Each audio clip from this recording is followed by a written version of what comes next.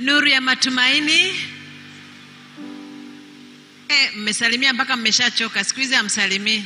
Ngoja tusubiri mhubiri akija ndiye anawaweza. Mimi naona siwawezi haraka. Jana tulijifunza juu ya somo la malezi ya watoto na mitindo mbalimbali ya malezi. Lakini leo natamani tujifunze juu ya malezi ya mtoto wa kiume. Mtoto wa kiume. Na kabla sijaenda mbali katika kuzungumzia hili, napenda uangalie kitabu cha Zaburi 127 fungu la 3. Zaburi 127 fungu la 3 anatueleza kwamba wana ni urithi kutoka kwa Mungu. Wana ni urithi kutoka kwa Mungu, na kwa hivyo kuwalea ni kukubali kwamba hii zawadi ni ya thamani sana kutoka kwa Mungu. Hii zawadi ni ya thamani. Na kwa hivyo unapolea mtoto au wa kike au wa kiume, inaonyesha jinsi ambavyo umeifurahia hiyo zawadi ambayo Mungu amekupatia. Kwa hiyo kulea ni kuwajibika. Kulea ni kwa sababu unahitaji kumfurahisha Mungu na wala sio mwanadamu. Na pia kuwajibika ni kuyafanya yale malezi yawe kipaumbele chako. Kati ya mambo yote mazuri unayoyafanya hapa duniani, basi namba 1 iwe malezi. Inahitaji kudhamiria, kwa sababu hii kazi sio rahisi, ni kazi ngumu. Na sasa basi niendelee kuwapeleka katika mawazo haya kwamba ni kwa nini kulea kunakuwa kugumu. Ni sababu gani zinazosababisha malezi yawe magumu? Kwa sababu hizi. Sababu ya kwanza inaweza kuwa ni maovu ambayo yameongezeka katika sayari hii. Shetani ametuteka, na tunajua kabisa kwamba ameleta mishale mingi kuwashambulia watoto wanaokuwa, kwa sababu anajua watoto hao wanaandaliwa kwa ufalme wa Mungu. Sasa kwa sababu wazazi tumekuwa na mazingira ya kukimbiza mali, kutafuta umaarufu, kutafuta mamlaka kwa gharama yoyote, hata watoto wenyewe wanapokuwa wanachokiwaza hiki ni kuharakisha kufanikisha mambo haya ambayo jamii inahitaji wayafanikishe. Sasa kati ya changamoto ambazo zipo katika sayari hii ya dunia, changamoto za malezi ni ile kile ambacho Yesu alisema kwamba ninyi si wa ulimwengu. Lakini anaposema kwamba sisi sio wa ulimwengu, hana maana kwamba tumetoka duniani. Hatumo duniani, tunaishi duniani, tunafanya kazi, watoto wetu wanasoma, watoto wetu wanatafuta ajira, watoto inabidi wavae nguo, watafute kazi. Lakini sasa, pamoja na kutafuta kazi, lazima waendelee kuishi kama watoto wa Mungu wa mbinguni. Na kubalance hilo sio rahisi, kuwafanya watoto waendelee kuishi wakati wakiwa ni watu wa Mungu. Changamoto ya kwanza, kama nilivyokwisha kuambia, ni kwamba ni kweli uovu ulioko duniani, lakini hatua za makuzi. Katika kila hatua ambayo mtoto anafikia kuna changamoto zake. Kuna changamoto mtoto anapofikia umri wa kupevuka, kuna changamoto mtoto anapokuwa bado ananyonya, mtoto anapoanza shule. Kila hatua ina changamoto zake, na hivyo mzazi anatakiwa kuwa mwangalifu anapopitia hatua hizo za malezi. Lakini pia mitandao ya kijamii tuliongea kwa kina hapa, jinsi ambavyo imewakumba watoto, na hivyo kulea kunakuwa changamoto, kwa sababu kuna mlezi mwingine ambaye ni social media analea na yeye. Lakini pia wazazi kulemewa na majukumu. Shughuli za maisha haya zimechukua nafasi kubwa tuliongelea hayo pia, namna ya kuleta uwiano kati ya kazi, maisha ya familia, mahusiano na Mungu na kujitunza wewe binafsi.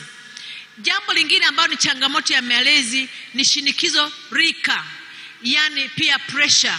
Watoto wanapokuwa katikati ya watoto wengine ni wanahangaika kupambanisha malezi waliyopata nyumbani na yale wanayopata kwa marafiki zao, na marafiki wana nafasi kubwa sana.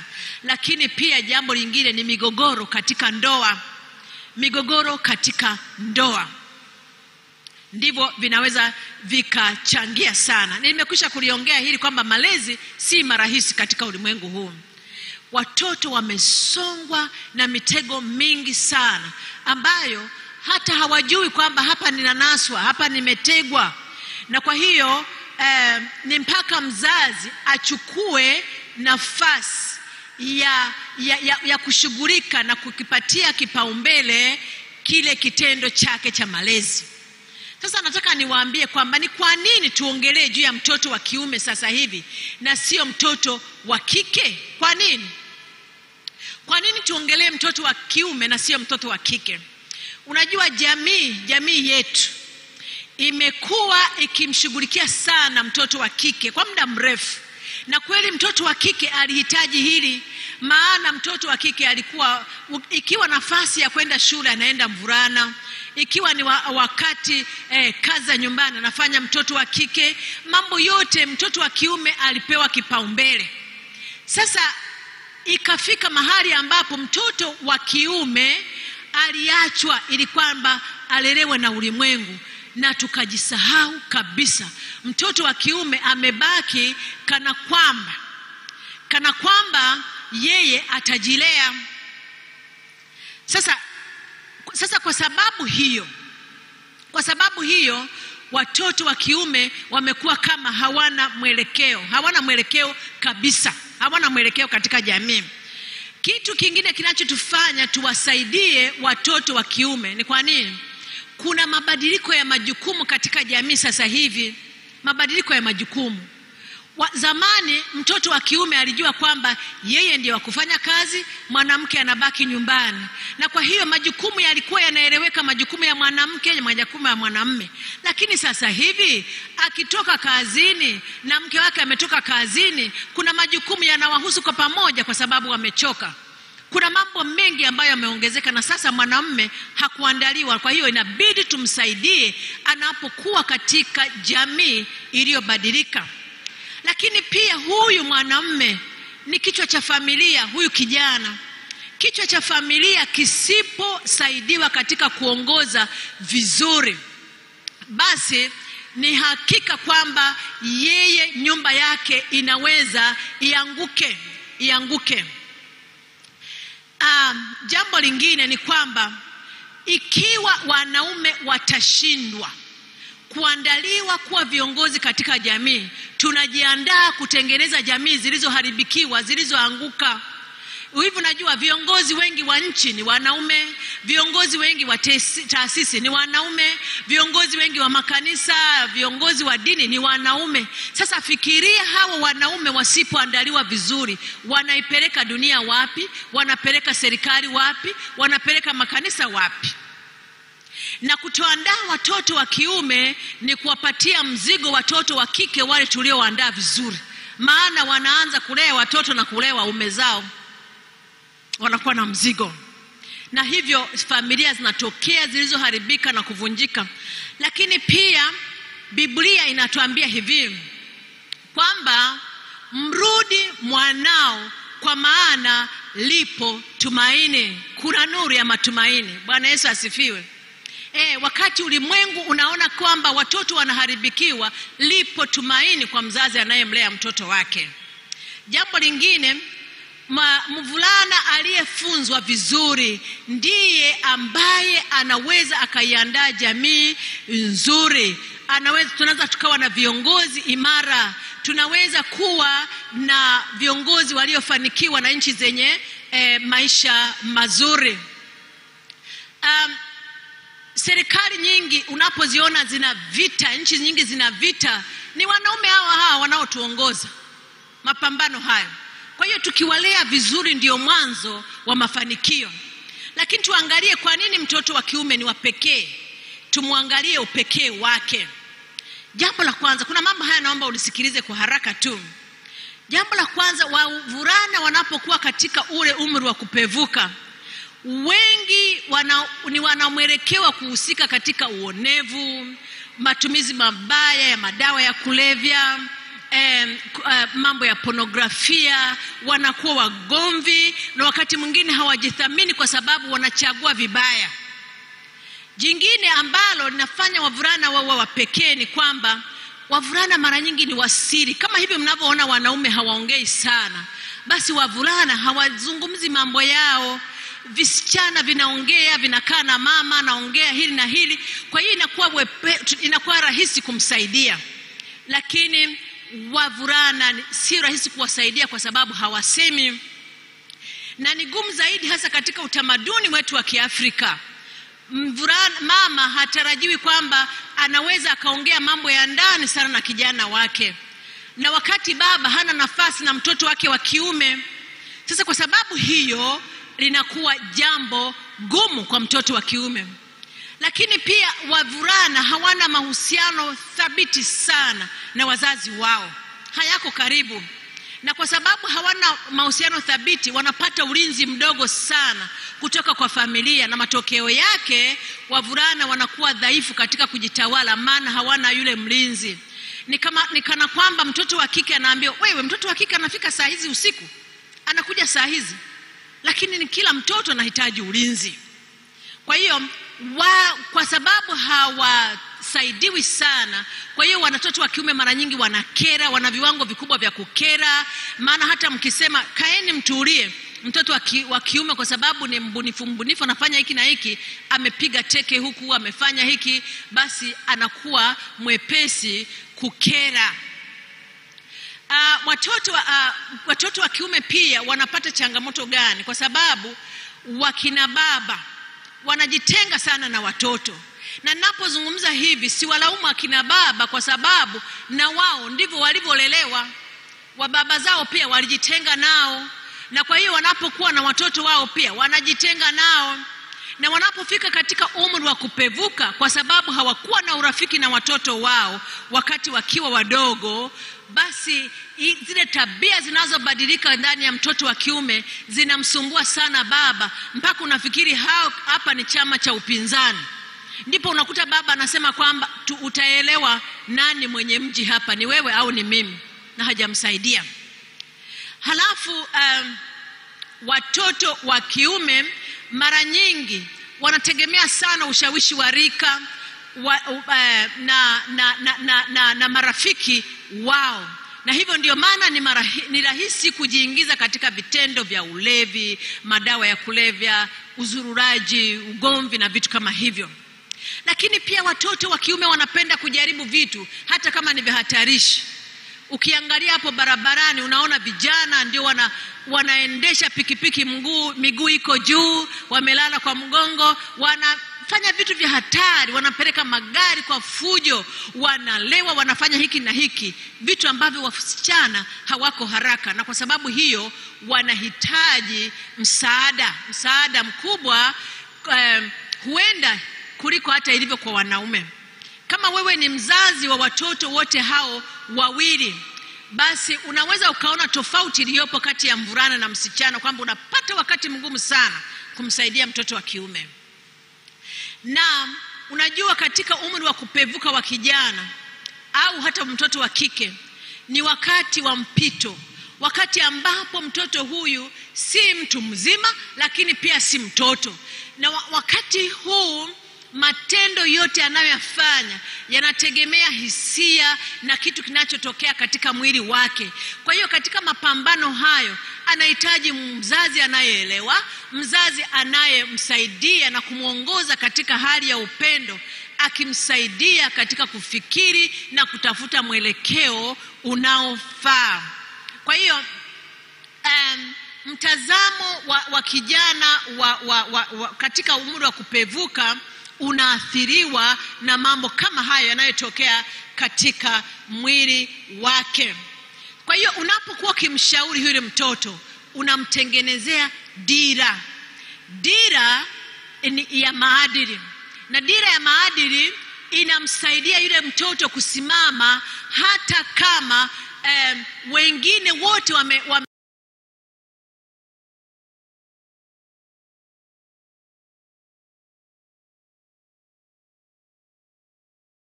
kiuka maelekezo. Ni rahisi kusimama kama Yusufu akasema nitamkoseaje Mungu, anasimama mwenyewe. Kwa hiyo dira ya maadili inapokuwa katika ule umri wa kupevuka, kuna mambo ya kutambua hapa kwamba nyakati za umri wa kupevuka ni nyakati za hatari, sio rahisi. Kwa hiyo kuwasaidia watoto kuwa na hisia thabiti ya kujua kupambanua mema na mabaya ni wakati huu.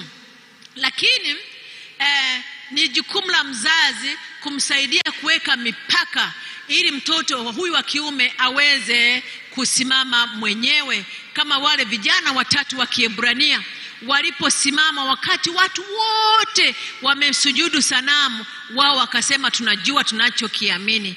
Hiki ndicho kinachotokea mtoto anapokuwa na dira ya maadili. Sasa kufanikisha hili ni lazima mzazi afanye bidii, afanye malezi yake yawe kipaumbele kabisa anapolea mtoto. Mtoto wa kiume anavyoendelea kusogea katika maisha, malezi yanaweza kuchosha, isiyo jambo rahisi. Saa nyingine unaanza kukata tamaa, unasema hivi mtoto wangu amekuaje? Ukienda kanisani yendi hatulii, kila siku wewe unaletewa kesi, mara shuleni ametoroka, mara amepigana, ukahisi kwamba hili jambo halitazaa matunda. Hata unapojaribu kila wakati unashindwa. Kwa hiyo kulea kunaweza kukawa ni changamoto kubwa sana. Kwa hiyo ufanyeje? Tambua umuhimu wa kuombea watoto wako. Waombee watoto, waombee na uombe nao. Wakati mwingine unaweza usiishi kushuhudia mabadiliko ya watoto ulivyowaombea, lakini Mungu anaheshimu maombi ya kila mzazi anayemwombea mtoto wake. Mara zote maombi ya wazazi ya dhati Mungu anayajibu.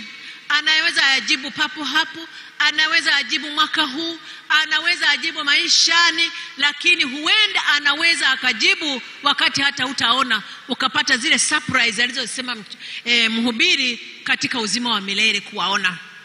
Tuwaombee watoto na tuombe nao. Ninapokuwa katika kuhitimisha, nataka niwaambie juu ya muhimu wa kuomba. Mahali fulani nilikuwa nikiongelea juu ya maombi kwa ajili ya watoto. Nikaambiwa na mtu mmoja, kulikuwa na vijana wa wachungaji na kadhalika, wakaniambia kitu hiki kwamba alikuwepo mchungaji mmoja, alikuwa mcha Mungu sana, alikuwa akifanya vizuri na washiriki wake walimpenda sana, lakini alikuwepo kijana huyu kijana alikuwa mjeuri, alikuwa mlevi, kila saa ni kirabuni, lakini huyu mtoto akawa mwiba kwa wazazi wake. Baba aliomba sana kwa ajili ya mtoto wake, alimsihi sana. Mnakumbuka jana niliwaambia kwamba kulea vizuri hakumaanishi kwamba watoto hawataenda mbali. Watoto wanaweza kuchagua kutanga mbali, maana ni uchaguzi wao. Sasa kwa hiyo huyu baba akakata tamaa mpaka akastaafu, mtoto wake hajabadilika, na kisha maisha yakafikia mwisho. Yule baba akapumzika, yule mchungaji akafa bila kuona matunda ya maombi yake.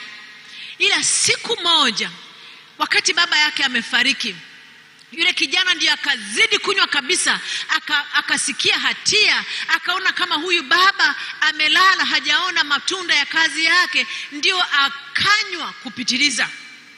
Ndivyo inapokuwa mtu anapopata msongo, kunywa kunaongezeka. Sasa siku fulani yuko amekaa kilabuni na marafiki zake wanakunywa, Mungu akafanya jambo fulani. Wale vijana wenzake wakamwangalia wakasema, hebu subiri, ni nani tunamuona hapa? Sio kwamba ndio wameona kwa mara ya kwanza, walishamuona siku zote. Wakasema, unajua huyu kijana alifanana sana na baba yake sana. wakasema, unajua hapa ulipo tukikuangalia tunaona yule mzee fulani, mchungaji fulani. Wakamwambia, wewe hapa si mahali pako, mahali pako ni kanisani. Bwana Yesu asifiwe. Yule kijana akili zikamuingia, akasema, mpaka nahubiriwa na walevi wenzangu. Akanywa glasi ya mwisho, akakimbia kanisani. Wakati ule ninaongea hapo, huyo kijana alikuwa amekuwa mzee wa kanisa. Huyu sitakuwa ni surprise Mungu atakapo wakuja kuwachukua watoto wake, baba yake atakapokutana naye atamuuliza, uko hapa na wewe? Atashangaa, kumbe Mungu aliheshimu maombi ya mzazi. Katika maisha haya ambapo malezi yamekuwa magumu, maombi ya wazazi kwa ajili ya watoto wao ni ya muhimu sana. Kuna tofauti kati ya mtoto anayeombewa akiwa huko mahali pagumu na mtoto ambaye ameenda bila ulinzi wa mzazi anayemwombea. Na kwa hivyo naombeni wazazi, muda hautoshi vizuri kuongelea habari ya malezi ya mtoto wa kiume, lakini ikiwa tutawasaidia watoto wa kiume, tutakuwa tumeisaidia jamii. Ukiangalia vizuri kwa karibu, watoto wa kiume ndio wako kwenye ndio wako barabarani wakiwa wanalewa, ndio wamekuwa ombaomba, ndio wanashindwa kuendelea na masomo shuleni, ndio wako magerezani wamejaa ukilinganisha na watoto wa kike. Ndio mwelekeo umewashinda. Ukiangalia watoto wa kiume wanafaulu vizuri mashuleni, wanafanya vizuri, wanaajiriwa vizuri, na kwa hiyo watoto wa kike wanaanza kusema kwamba sina haja ya kukaa na hawa useless vijana, wanaamua nakaa peke yao. Vijana wanakosa mwelekeo. Hivi unajua hata haya mambo ya ushoga, mambo ya ndoa za jinsia moja yanaweza kuwa yanachangiwa na wazazi kushindwa kuwalea watoto wa kiume. Tahadhari na kuomba wewe kama ni mzazi, hasa mzazi wa kiume, wekeza kwa mtoto wako wa kiume. Utakuwa wasaidia wasichana wote walioko makanisani. Na niwaombe kwamba hata wale wa makanisani mnaposaidia idara ya huduma za wanawake, mnawasaidia vijana wa kike, tambueni watoto wa kiume wametelekezwa, muwasaidie, muwafundishe. Mkifanya hivyo, basi tutaiandaa jamii iliyo nzuri. Ndio namna ya kuandaa ndoa nzuri za watoto wetu ambao watatengeneza taifa la kesho. Mungu anahitaji wazazi wanaowajibika. Na wazazi wanaowajibika ni wale wazazi ambao wanajua kwamba wanawajibika kwa Mungu kuliko ilivyo kwa mwanadamu. Wangapi wananiambia kwamba ninahitaji kuombea watoto wa kiume? Ndio. Ikiwa kuna mtoto wa kiume unamjua ametanga mbali, aidha nyumbani kwako au mahali pengine, leo muandike kwenye hilo karatasi, andika jina lake. Andika jina lake, Mungu atafanya kitu. Mungu atamsaidia, na huenda siku moja ukapata surprise na wewe kwamba Mungu alitenda jambo. Basi tuombe. Baba yetu uliye mbinguni, tunakushukuru sana sana, mfalme wa wafalme, kwa sababu unatukumbusha majukumu uliyotupatia. Tunakiri kwamba si mara zote tumekuwa wazazi wema, lakini kwa sababu ya neema yako na kwa sababu umetukumbusha, tusaidie. Na mahali ambapo tumekwisha kushindwa, kuna ahadi yako pia kwamba utarejesha vyote, hata vile vilivyoliwa na nzige. Bwana, tunakudai ahadi hii, rejesha watoto walioacha njia, uwarudishe zizini. Asante Bwana, kwa sababu tunaweza tukakuamini, katika jina lake Yesu, amen.